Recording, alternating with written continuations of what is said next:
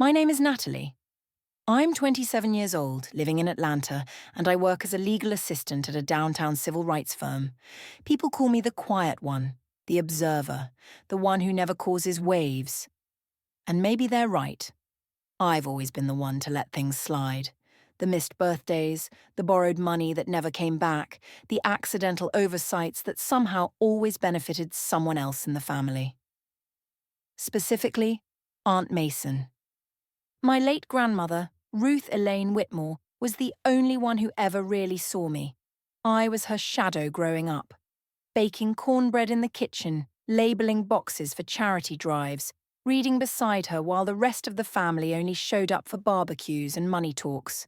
She passed away 6 months ago, and with her, something shifted. At first I was just sad, then confused, then angry, because despite being the only one who ever cared for her in her final years, managing her medication, driving her to appointments, holding her hand when the morphine dulled her voice, I wasn't even mentioned in her will. Instead, everything, her house, her savings, her heirloom collection, went to Aunt Mason, her only daughter, the same woman who hadn't visited in years, the same woman who once tried to sell her jewelry on eBay. I couldn't believe it, until I did. Until I realized what this was. Fraud, manipulation, or maybe just a really well-played con. Everyone told me to let it go. Move on, Nat. Grandma wouldn't want you to be bitter. But I couldn't. Not when I knew who she really was. Not when I knew she'd never cut me out like that. Something was wrong, and I was going to prove it. That's when I remembered what Grandma whispered the night before she passed, gripping my hand like it was her last tether to life. If anything feels wrong, go see Mr. Alden. Tell him the key is under the blue flower pot, not the red one. At the time, I thought it was the painkillers, but now? It sounded more like a breadcrumb, so that's what I did. It was raining when I reached Grandma's old house in Savannah. The shutters had been replaced, the lawn was trimmed, and there was a shiny Whitmore Realty sign in the front yard with Aunt Mason's photo on it. I clenched my fists. She didn't even wait a year before flipping it. I walked around the back like I used to, past the hydrangeas and rose bushes, until I saw the blue flower pot, sitting quietly near the steps. I knelt, lifted it, and sure enough, there it was. A small rusted key in a Ziploc bag. Inside, the house smelled like lemon cleaner and lies. Everything had been staged for sale. All signs of Grandma were scrubbed clean. Except one. In the linen closet, behind the shelf with embroidered towels, was a tiny safe I had only seen once as a kid. And now I had the key. My hands trembled as I unlocked it. Inside? A single manila envelope, labelled in neat cursive, Natalie, if they try to take what's yours. I swallowed hard and opened it. Inside was a handwritten letter, and behind it, something even more powerful. A sealed copy of a second will. Signed. Witnessed. Dated just 3 weeks before she passed. In it, everything, the estate, the funds, even her antique jewelry was left to me.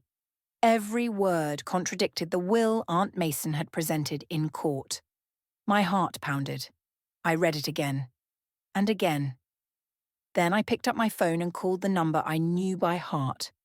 Gerald Alden, her longtime estate attorney. Mr. Alden, I said, voice shaking. It's Natalie Whitmore. I think we have a problem. He sighed. Natalie, I was hoping you'd call. We filed a legal challenge to the probated will within 24 hours. Mr. Alden moved swiftly. Turns out he hadn't drafted the original will Aunt Mason had presented. That one came from an entirely different firm, coincidentally one where Mason's college buddy was a partner. Suspicious? Extremely. The court date was set for 2 weeks later. When I walked into that courtroom, my palms were sweating through my suit. Aunt Mason sat smugly with her lawyer, dressed in a tailored navy blazer and crocodile shoes. She looked at me like I was a minor inconvenience, a speed bump. But I had something she didn't expect, Grandma's voice. As the judge looked over the documents, Mr. Alden requested permission to play a video, one that had been tucked into the envelope, along with the secret will. The courtroom grew silent as the screen lit up. Grandma appeared, sitting in her sunroom, hands folded neatly in her lap. "If you're watching this," she began, "it means my original wishes were not honoured. And I'm sorry, Natalie. I knew they'd try. But I couldn't stop them. So I left you this instead." She looked straight into the camera. "To anyone watching, this is my final and true will.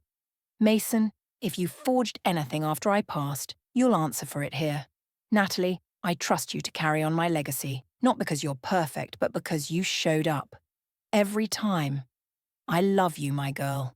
And this is all yours now." I looked over. Aunt Mason had gone white. The judge leaned forward, brow furrowed. "Mr. Alden, is this copy verified?" Mr. Alden stood. "Yes, Your Honour. Signed, witnessed, notarized, and stored per Mrs. Whitmore's instructions." The judge nodded. "Then I'll adjourn for deliberation. But let me be clear. If fraud is confirmed, we will pursue criminal charges." Aunt Mason stood up suddenly. "Wait, this is ridiculous. She was old. Confused. That video proves nothing." But her voice was shaky.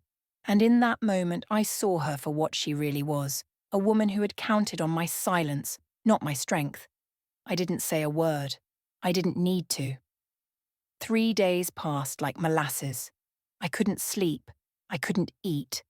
My fingers hovered over my phone every hour, waiting for a call that could change everything. When it finally rang, I was in the middle of folding laundry. I dropped the shirt I was holding. "This is Natalie," I said, heart pounding. "Miss Whitmore," came the calm voice of Gerald Alden. "The court has ruled in our favour. The judge validated your grandmother's final will. It will be entered into probate effective immediately." I gasped. He continued, "All assets will now be transferred to you within the next 45 days. That includes the house, accounts, heirlooms, and yes, control over the family foundation. Your aunt is being investigated for will tampering. Her attorney is pushing for a quiet settlement." My knees buckled, and I sank into the couch, letting the reality wash over me. I won, but it didn't feel like victory. Not yet. I called Reagan, my best friend, my rock, and when she answered, I didn't even say a word, just cried quietly into the phone. "I'm on my way," she whispered. 2 hours later, we were sitting on the porch of Grandma's house, my house now. She brought a blanket and 2 coffees. "She knew," I said, looking out at the garden Grandma had loved so much. "She saw them coming before I even had a clue." Reagan nodded. "That's why she trusted you to finish what she started." I watched the wind blow through the bushes. "But it's not over," I said. "Not yet." Because I hadn't told anyone yet about the second USB drive in that envelope, the one labelled "for the family." And I knew exactly when and where I'd show them. I sent the invitation 3 days later. It was simple. Director. "Family meeting this Saturday, 4 p.m. Grandma's house. I'll provide answers.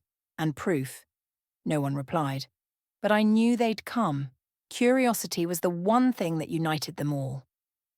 By 4:10, the living room was full.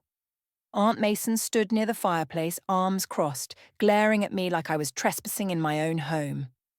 Uncle Greg hovered by the bar cart. My cousin Lila had her phone out, already filming. I didn't care. I clicked the remote. The projector lit up.